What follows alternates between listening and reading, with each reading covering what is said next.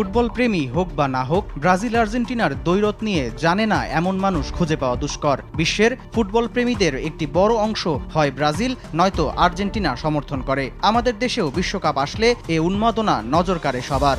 Messi, Neymar, Maradona, পেলে বিশ্বজোড়া সুখ্যাতি বয়ে এনেছে দেশ দুটির জন্য।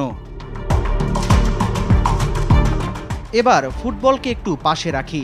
গেল ৭ অক্টোবর থেকে গাজায় বর্বর হামলা চালিয়ে আসছে ইসরায়েল। মৃত্যু মাতমে শিউরে উঠছে গোটা বিশ্ব। ইতোমধ্যেই লাশের মিছিল গড়িয়েছে ৩৯,০০০-এর কাছাকাছি।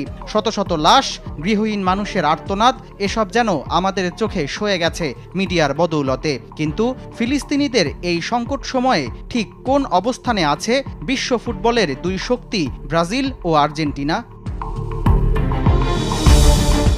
গাজায় হত্যাযজ্ঞ শুরু হওয়ার পর থেকেই ফিলিস্তিনের প্রতি সহানুভূতি দেখিয়ে আসছে ব্রাজিল সরকার।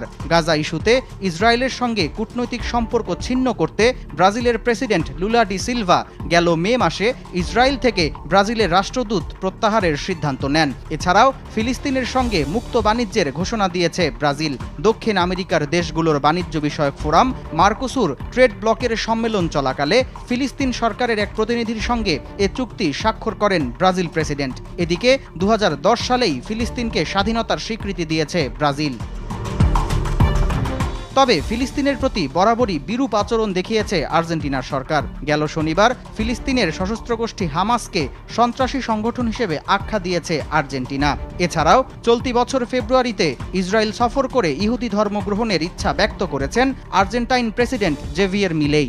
আরব ও ইসলামিক গ্রুপের কাউন্সিলের দূতদের সঙ্গে একটি পূর্ব নির্ধারিত মিটিং বাতিল করে দিয়েছেন প্রেসিডেন্ট মিলেই। তার দপ্তর এক বিবৃতিতে জানায়, বৈঠকটিতে ফিলিস্তিনের উপস্থিতি থাকায় নিজেকে প্রত্যাহার করে নিয়েছেন তিনি।